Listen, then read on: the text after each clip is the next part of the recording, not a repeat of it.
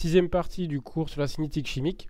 Donc dans cette partie, on va parler de ce qu'on appelle la méthode intégrale. Donc je rappelle que on essaye de déterminer expérimentalement l'ordre d'une réaction, à savoir si elle en admet un ou pas.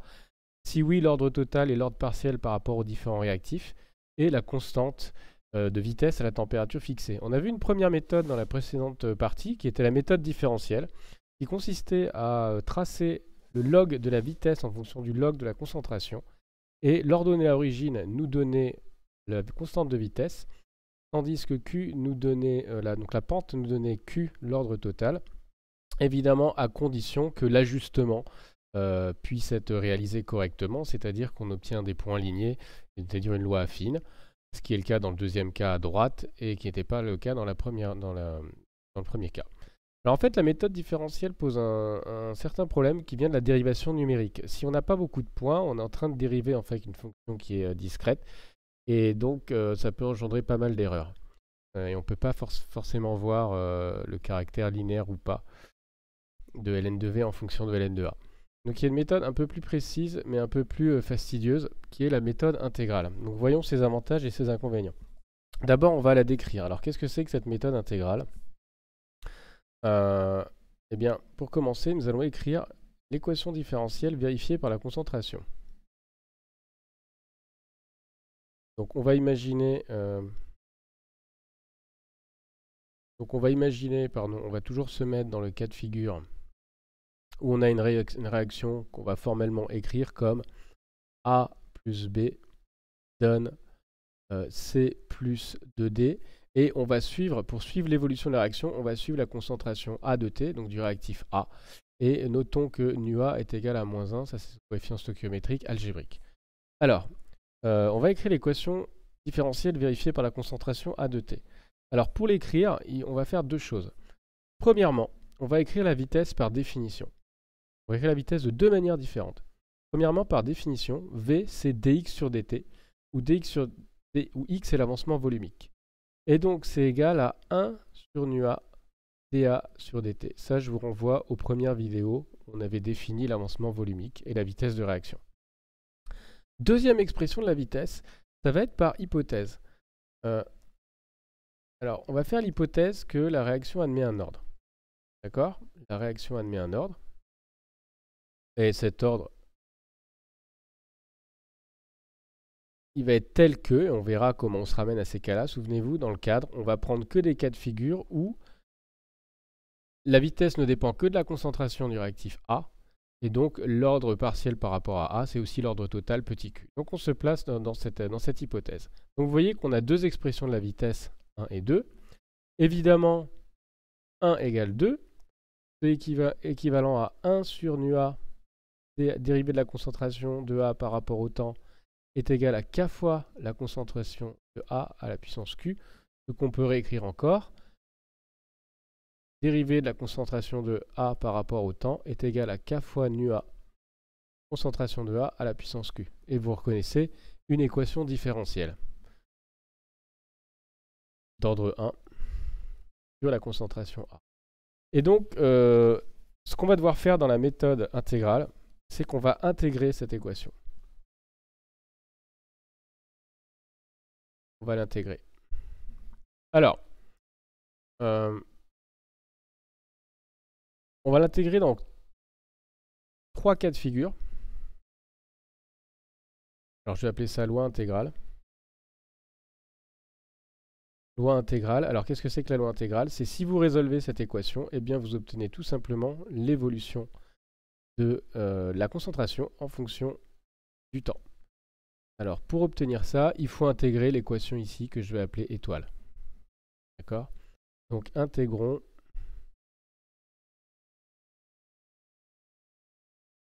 étoile. Alors, on va intégrer étoile dans trois cas. On va intégrer étoile déjà dans le cas où Q égale 0. Alors, pour Q égale 0, je vais vous donner directement les résultats. D'abord, je vais donner tous les résultats.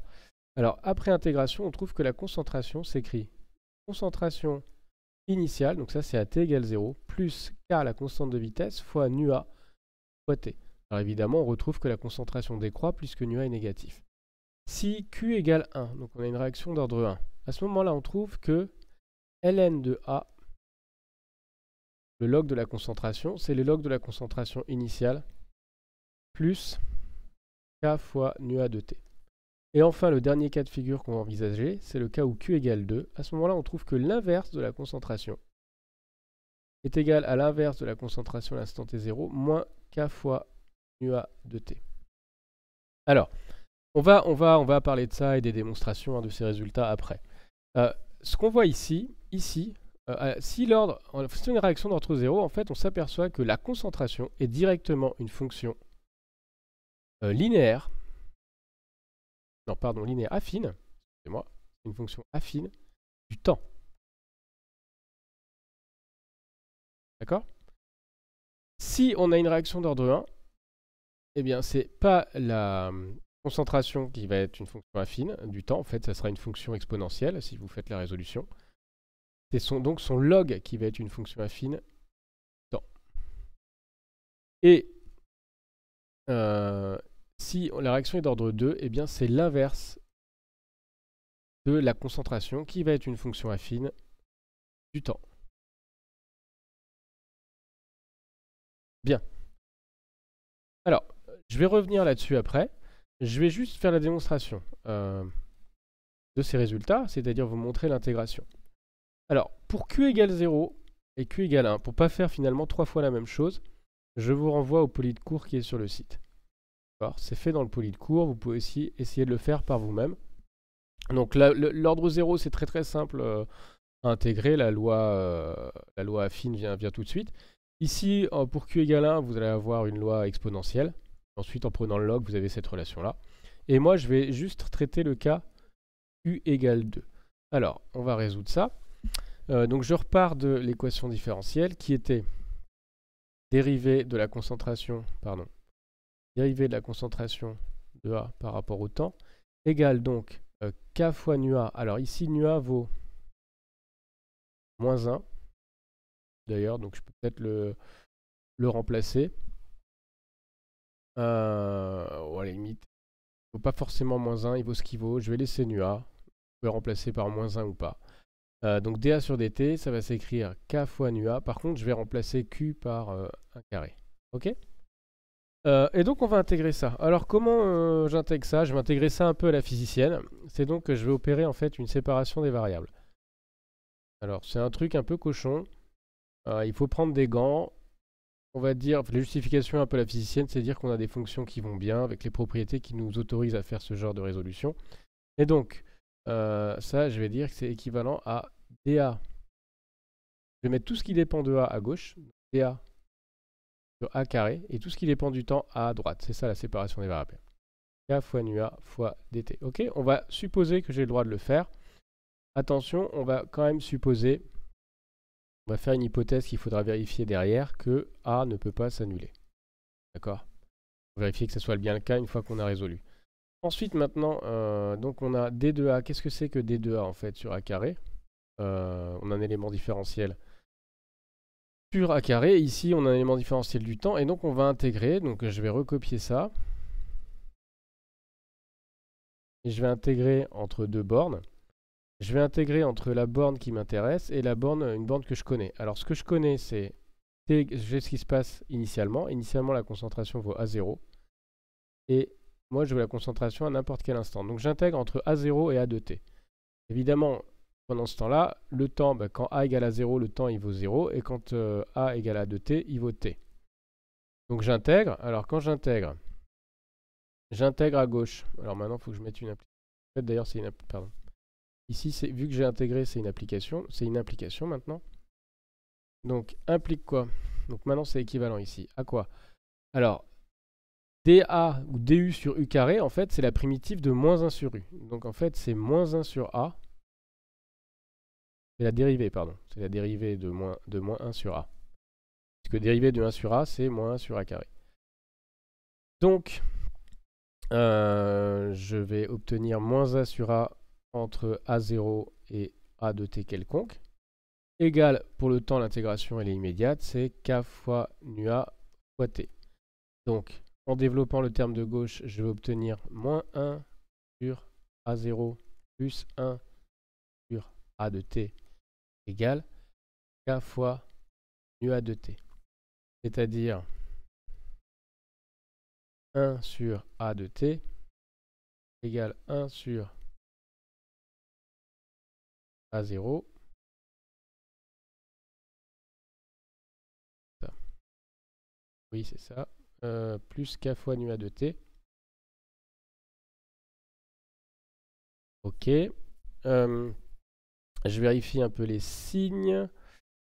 Donc ici, j'ai bien moins. J'ai gardé le nu A. Le nu A, il vaut moins 1. Donc a priori, c'est correct. Oui, c'est correct puisque 1 sur A, ça doit croître puisque A décroît. Donc ok, très bien. Donc ici, en fait, il y avait une petite erreur de signe. C'est un plus. Bien. Ok. Très bien, bah, j'ai démontré ce que je voulais. Hein. Voilà. 1 sur A égale 1 sur A0 plus K fois nu A fois T. Est-ce que c'est bon? Attendez, hein, je regarde le signe. En fait, nu A c'est négatif, donc j'ai 1 sur A qui va diminuer là. Donc 1 sur A ça ne doit pas diminuer, il faut que ça augmente puisque A diminue. Donc je vais chercher l'erreur de signe. Donc il y a une erreur de signe. Donc si c'est bien 1 moins normalement. 1 sur A augmente, nu A c'est négatif. Donc quand j'ai pris la primitive, eh bien la primitive c'est bien moins A sur A. Ah oui, pardon. Donc c'est ici que j'ai inversé les bornes. L'erreur de signe elle est là. Ici en fait c'est moins 1 sur A de t plus 1 sur A0. Et donc ça va bien me donner 1 sur A0 moins K nu A de t. Ok, maintenant tout va bien. Donc voilà, ça c'est la loi intégrale. Hein. Loi intégrale pour une réaction d'ordre 2 de ce type là. Donc A de t en fonction de t, et c'est écrit sympathiquement comme ça. Très bien, pour les autres démonstrations, vous allez voir le poly. Alors maintenant, comment on va faire pour déterminer l'ordre et la constante de réaction avec ça? Eh bien, on va faire des hypothèses et on va regarder ça. Vous voyez que suivant l'ordre de la réaction, eh bien, il y a une fonction qui est soit la concentration elle-même, soit le log de la concentration, soit l'inverse de la concentration, qui est une fonction affine du temps. Donc on va faire une hypothèse et on va tracer la bonne fonction en fonction du temps. Par exemple, si je fais l'hypothèse que c'est un ordre 1, je vais tracer ln de A en fonction du temps. Donc c'est ce que je vais faire là. Imaginons que j'ai une réaction, je fais une hypothèse. Première hypothèse que je fais, il faut que je fasse une hypothèse sur l'ordre. L'ordre ne m'est pas donné directement. Donc elle admet un ordre, je fais l'hypothèse que la réaction admet un ordre, et elle est d'ordre 1. Hypothèse 1, première hypothèse, réaction d'ordre 1. D'accord? Alors, pour vérifier cette hypothèse, expérimentalement, on a dit qu'on mesurait la concentration au cours du temps. D'accord? C'est comme la méthode différentielle. Et on va tracer ln de A en fonction du temps. Et regardons ce que ça donne. Alors, si on fait ça, admettons, donc j'ai simulé un cas. Donc, c'est l'ordre 1. Voilà. Je vais tracer ln de A en fonction du temps. Voilà ce que j'obtiens. Alors, qu'est-ce que vous en pensez? Maintenant, il faut répondre. Est-ce que l'hypothèse de la réaction d'ordre 1 est vérifiée? Alors ici, la réponse est non. Donc la réaction n'est pas d'ordre 1. Pourquoi? Parce que ici, vous voyez que la tentative d'ajustement des points expérimentaux par une droite est un échec. Donc la loi ln de A, d'accord, n'est pas une fonction affine du temps. Donc, la réaction n'est pas d'ordre 1. L'hypothèse est infirmée.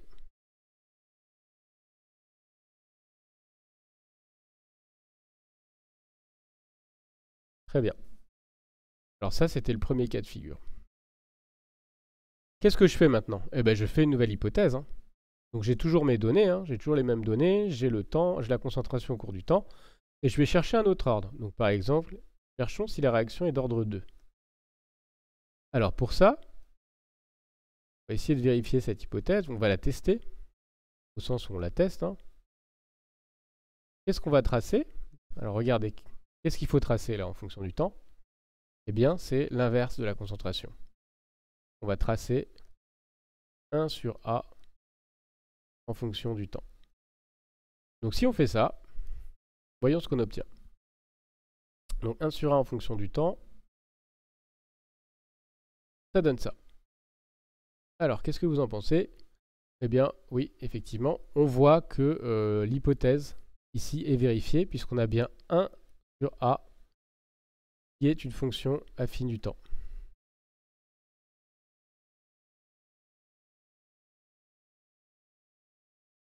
Donc la réaction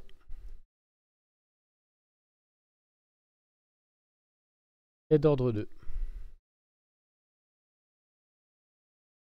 Ok. Alors, maintenant que je sais que la réaction est d'ordre 2, comment est-ce que je peux trouver K? Alors réfléchissez. Alors je peux retourner sur la diapo précédente. Alors vous regardez cette diapositive, regardez ce qui se passe quand Q égale 2. Comment on peut trouver K très simplement? Ok, alors effectivement, on peut trouver K comme la pente en fait de la droite. C'est la pente de la droite à nu après en fait. Donc la pente ici, on a ajusté, donc ça c'est la droite d'ajustement.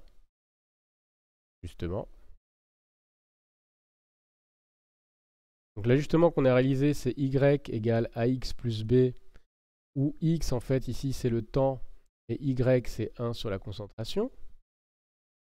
Et donc cette pente, petit a, c'est tout simplement, on a dit moins k fois nu a, avec ici nu a qui vaut moins 1. Donc c'est-à-dire que k est tout simplement égal à a. Que nous renvoie le logiciel d'ajustement? Alors je n'ai pas noté les données, je vais regarder à nouveau. Donc je fais l'hypothèse que c'est un ordre 2. Et donc le logiciel me renvoie 2,0 fois 10 puissance moins 3. Donc je vais noter ça. K égale, donc A égale K égale A, égale 2 fois 10 puissance moins 3. Alors moins 3 quoi? On a une réaction d'ordre 2. Donc je vais écrire l'unité après. K égale donc 2 fois 10 puissance moins 3. Pour avoir l'unité, je vais réécrire. V égale, je sais que ça va s'écrire K fois A au carré. Ici, en unité, généralement, on a des moles par litre par seconde, c'est l'unité usuelle. Ici, on a des moles par litre, le tout au carré. Donc, pour que ça soit homogène, que ça fonctionne bien, il faut ici qu'on ait des litres et secondes, moins 1. Il manque des moles aussi. Donc, en fait, c'est litres par mol par seconde. Litres par mol par seconde. Ok, donc finalement K égale 2 fois 10 moins 3 litres par mol par seconde. D'accord? Et donc on a terminé. La réaction est d'ordre 2. On a montré qu'elle était d'ordre 2, donc on a trouvé l'ordre. Et de constante de vitesse, 2 fois 10 puissance moins 3 litres par mol par seconde. Bien. Donc fin de cette vidéo sur la méthode intégrale. Donc récapitulons notre propos. Donc nous avons vu dans cette vidéo une méthode alternative à la méthode différentielle.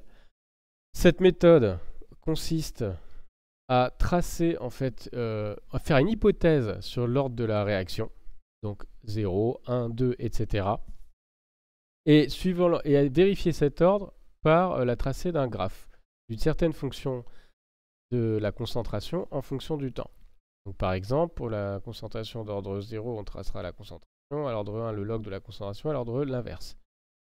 Évidemment, on attend si l'hypothèse est vérifiée, si et seulement si cette fonction est une fonction affine du temps.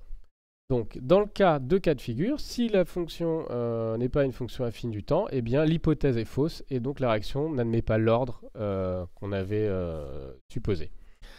Si en revanche on peut ajuster par une droite les points expérimentaux, par une loi affine, alors l'hypothèse est correcte. On a donc déterminé l'ordre de la réaction et la pente de cette droite nous permet de remonter à la constante de vitesse.